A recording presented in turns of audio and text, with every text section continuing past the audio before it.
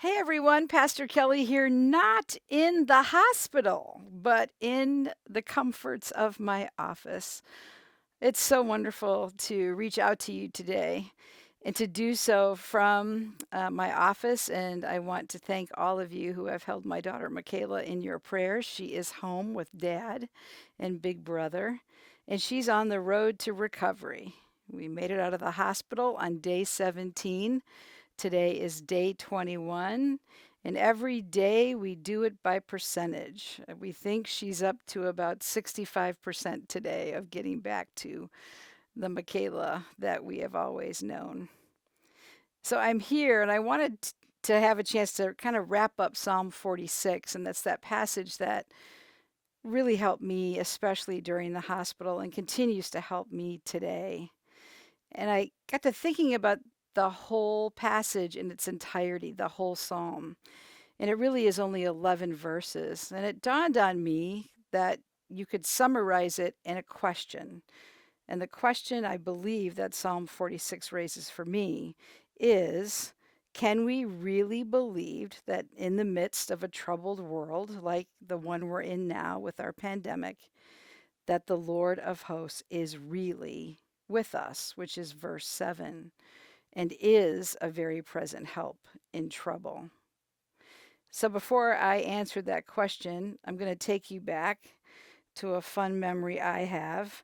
1977, so long ago, in front of a movie theater as I walked out with my parents, having just seen the new and the first Star Wars movie. And I remember all the kids were walking out, and there was always these questions that would come up at church, especially in a children's chat, and everything kind of related back to Star Wars and the Force and is God a force?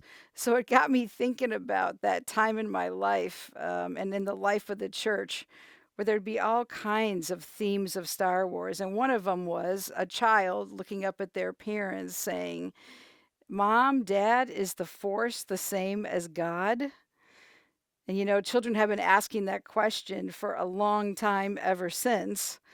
And I started to look up and thinking about Psalm 46. There's such power in the words of God. We think, oh, that's a nice, warm, and fuzzy feeling. God promises to be with us, but it's not meant to be warm and fuzzy. God is with us, which is God's power is with us. When I went to look up today a little bit about Star Wars and George Lucas, he said that he came up with the idea for Star Wars after the 60s.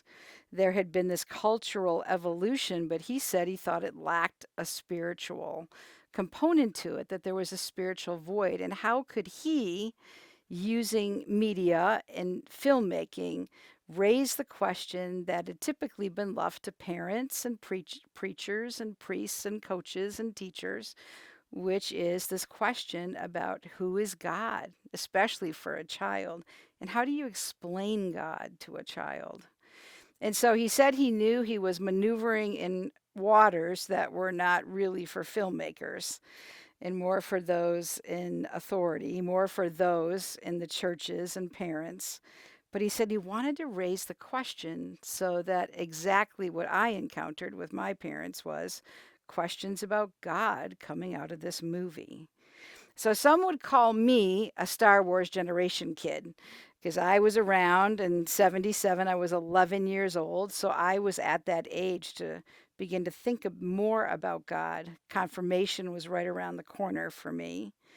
I remember too in a children's chat, I don't remember who was giving it, but the question was about self sacrifice. And could anyone name who it was that was an example of self sacrifice? And one kid yelled out, Obi-Wan Kenobi. And the passage was about Stephen, the first martyr. So, just to show us and remind us the power of media and films and how it can too raise questions, often for ill, but in some cases good. So here's that question back in Psalm 46 about really the power of God. Is God powerful enough to be with us in the midst of a global pandemic? And really, truly, Can we rest our hope in that? Psalm 46 says yes, the psalmist. God is with us in our darkest hour. God is the refuge that we need, the strength that we need. God is all that we need. And God is very different from the force be with you. God is not a lightsaber. And God is not just for Christian knights. God is not just for those wonderful teachers and those Jedi masters. God is for everyone. When I looked up a word study on Psalm 46, I kept looking up refuge and strength. And there was a note that said in the original Hebrew, of which the Old Testament was written, it wasn't just God is our refuge and strength. It is actually God is for us a refuge and strength. So, in the midst of a global pandemic, God is not only our refuge and strength, God is for us.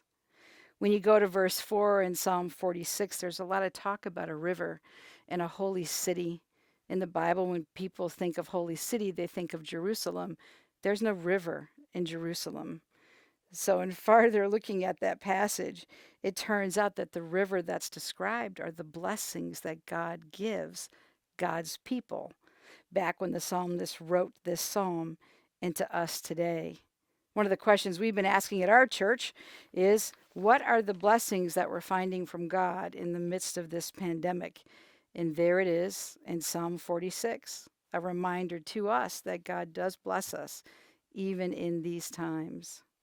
So I'm not ready to give up the Lord be with you for the force be with you by any stretch of the imagination, but I do love it that the power of God is available for all of us and that all of us have access to God, that God is personal, not some identifiable being who's kind of out there. God is right with us. Jesus showed us that. Jesus showed us that God is for us. I also made note that typically in the Old Testament, a lot of times it starts out the God of Abraham. It's really interesting in Psalm 46 that of all the patriarchs that the psalmist could have chose, God chooses Jacob.